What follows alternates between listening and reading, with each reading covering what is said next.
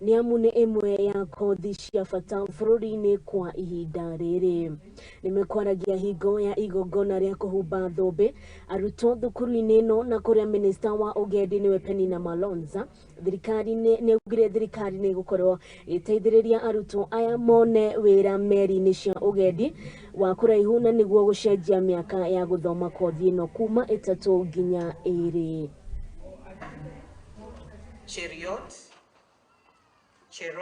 We are at Kenya Utalii College for the 47th graduation that you have seen. 484 students graduate today in diploma and also in certificates.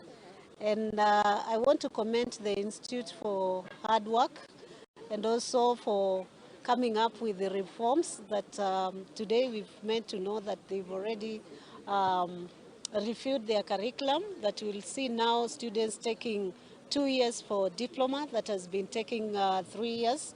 We've also seen they've reviewed the duration for certificates from 1.5 years to 1 year. And we've already received a request of 1,000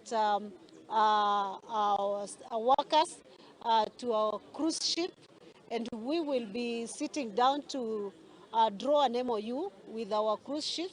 Are very proud that we've been able now today to release to the market for 84 who are skilled, very competent in the areas of hospitality and tourism.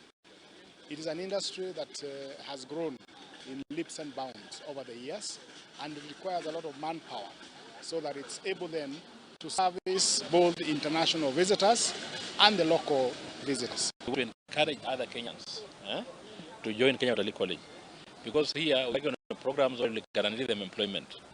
Other than those who absorb them, you've heard about the cruise ships. The challenges with the cruise ships have been some of our people do not have passports. That's something we're going to address with the relevant authority to ensure they have the necessary passports and necessary specialized training to guarantee them opportunities in the cruise ship industry.